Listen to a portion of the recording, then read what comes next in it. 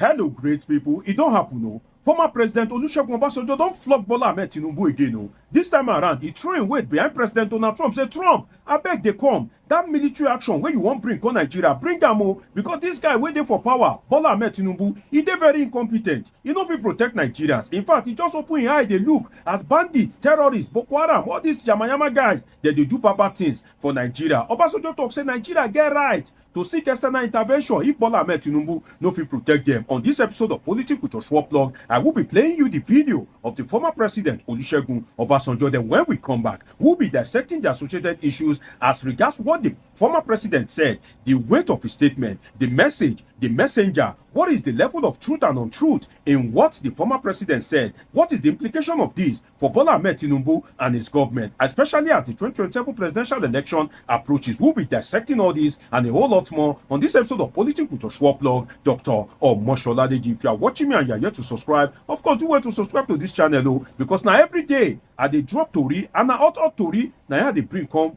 give una. So if you are watching me, you are here to subscribe, share this video too, may other people feel enjoy am. Now let us go and watch the video of the former president Olusegun Obasanjo while he was addressing people at an occasion in Plateau State. And trust me, you know Baba now, you know as they drop am hot. May we go watch how you flog Bola Tinubu again, then we come back for some great discussion and analysis. Let's watch it. No matter what religion you belong to, no matter where you come from, no matter what profession, we Nigerians are being killed. And our governments seem to be incapable of protecting us. We are part of the world community. If our government cannot do it, we have right to call on the international community to do for us what our government cannot do for us. And for anybody to say because those who are being killed belong to this region, belong to this religion, belong to this tribe, and then others too are being killed, cannot be an acceptable excuse. Before I left government, I know we had capacity to pick up anybody in Nigeria who commits crime anywhere. The capacity that we didn't have then is after we have identified and located such a criminal, we have no capacity to be able to pick him up without moving on land or by air. Now we have capacity. With drones, you can sniff them up. You can take them out. Why are we not doing that? Why are we apologizing? Why are we negotiating?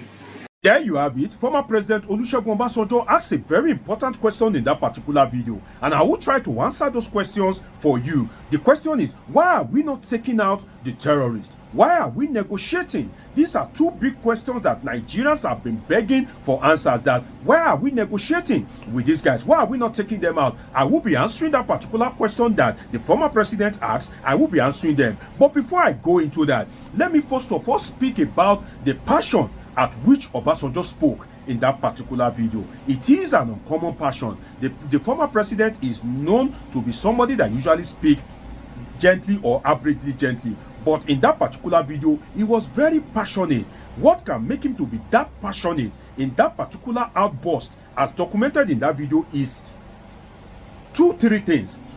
Number one is either Obasanjo is angry, is either he's very concerned, or both. Again, it's either Obasanjo is very angry or is very, very concerned about the situation of things in Nigeria, or both. That means that he is both angry and concerned. Which one do you think it is? Let me know in the comment section. I look forward to reading from you. And if you are yet to subscribe, of course, do well to subscribe to this channel. Now, let us go and answer the question that the former president Olusegun Obasanjo asked in that particular video.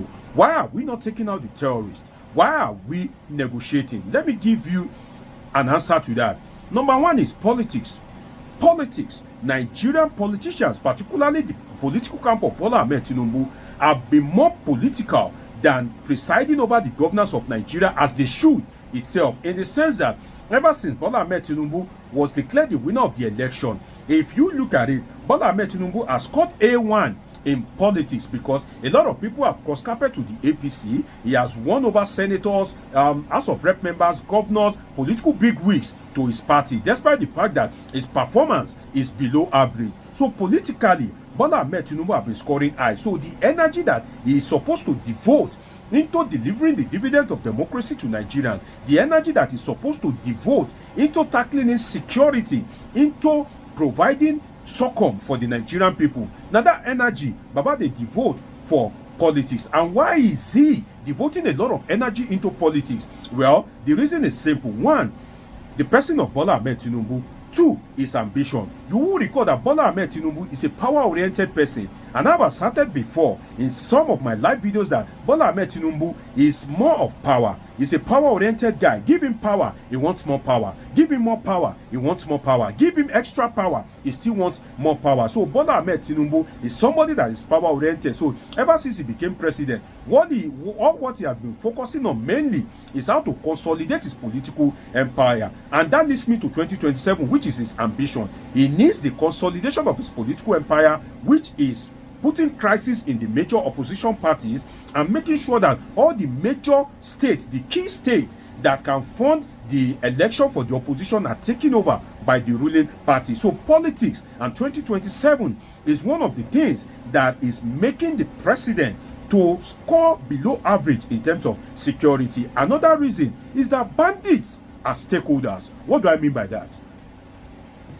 Yes, you heard me right. Bandits are stakeholders because if you look at it, the words of the former Niger State Governor Babangida Aliyu comes to mind. The words of Kawu Baraje, the political associate of Bukola Saraki, it comes to mind as well that the APC opposition at that point in time when they were contesting against Jonathan allegedly imported bandits from some of the West African countries to come and save their brother, that in case Buhari loses that election, then the bandit will spring to action just to make sure that they force Jonathan out of office. If that assertion is true, then bandits are stakeholders. Bandits are some of the people that brought you into government. Bandits know how you emerge, how APC came to power. So you don't expect that Bola Ahmed Tinubu will go all out to tackle people that are stakeholders in his government. So one of the reasons why Nigerian government have been unable to go hard on these bandits and terrorists is because some of them are stakeholders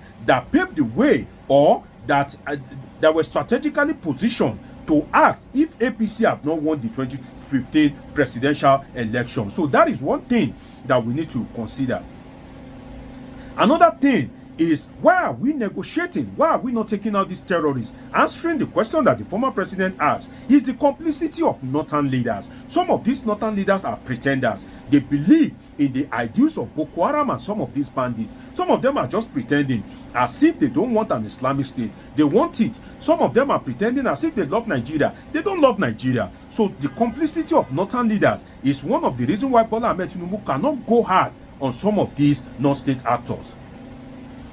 Another thing that will confirm that for you is, you will recall when Goodluck Jonathan came down hard on Boko Haram, there was a conspiracy theory that Goodluck Jonathan was coming down hard on Boko Haram. Some even asserted that he created Boko Haram to depopulate the north. You can imagine such an irrational argument. So I think that the complicity of northern leaders, whereby if Bola Ahmed Tinubu want to act, some of them will be taming him, and Bola Ahmed Tinubu, because he wants 2027, because he wants to enlarge his political coast, because he wants to enlarge his political empire, we tread with caution, because northern vote is very important to him, and some of these northern leaders are the key to Bola Ahmed Tinubu getting that northern vote in 2027. And for a power-oriented guy, definitely he will do anything to secure his position. So these are some of the things that we need to consider when answering the question of the former president Olusegun Obasanjo. That is one thing that I can say in that regard. Now let us go to some analysis as regards negotiating with non-state actors.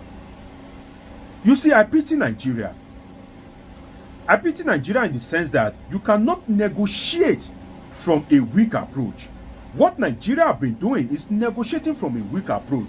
You need to eat terrorists, some of these bandits, Boko Haram, you need to eat them hard, fast and strong. You need to have conquered them. You need to make them to feel the heat. And after feeling the heat, they will come begging. So much so that if you say, okay, now we want to negotiate with you, definitely they will jump at it. But these guys are apparently winning. These guys are committing a lot of atrocities. You now think that negotiating with them from a weak point whereby they know that they have the upper hand, they have circulated themselves amongst Nigeria, they have circulated themselves in Nigeria's forest. They know the forest terrain. You are negotiating from a weak perspective.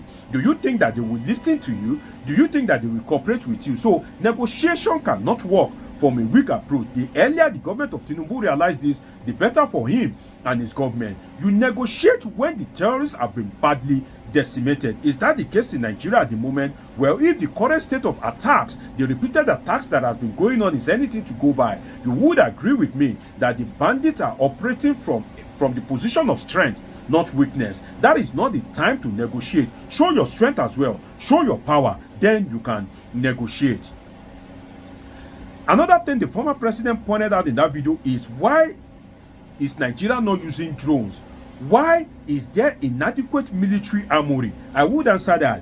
What I can point to is corruption. You see, the money where they're supposed to use to provide all these amenities, the money some of these politicians now that they use buy house for Obodo Yibo, now in some of them they keep for bank for vote buying. Now in some of them they enjoy life. So corruption is one major reason why Nigeria does not have efficient military armory. And if you look at it, the corruption span across board, the political leadership, the military high command, who is who, the corruption, the legislators, the executive, the corruption is on every layer, and that is why we don't have adequate military armory. Nigeria has budgeted a lot to tackle insecurity, and you know, say military budget, they're not the scrutinizer, they're not to the scrutinizer, because definitely you will think of the consequence. So definitely in this regard, can we say the former president is wrong? Apparently no, he is definitely largely correct. And don't forget, say Baba himself,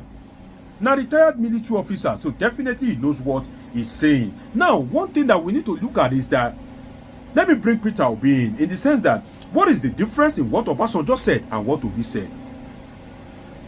What is the difference? What Obasanjo said is similar to what Obi said, but Obi was badly attacked, particularly by the presidency, where they talk, say, we will never forgive you because you are telling Trump to come and invade Nigeria. Okay, Obi no talk am now. Now Obasanjo don't talk am. What has happened to the former president? Everywhere quiet. You see that Bayo Onanuga is preparing to write his speech and abuse the former president. Or they look, say, this Obasanjo na no go area. But what Obasanjo said is synonymous to what Mr. Peter Obi said. So why is there a difference of approach? What I would advise the presidency is listening to the voice of reasoning. These people has a right to assess your government as citizens of Nigeria. And some of the things they are saying, you can find a solution to the problems of Nigeria, particularly that of insecurity. I wish the government of Tinubu the best, and I just hope that he will do all in his capacity to keep Nigeria and Nigerians safe. It's been an interesting time with you. Subscribe, turn on your notification button, catch up with my past videos. See you in my next video. I love you all sincerely.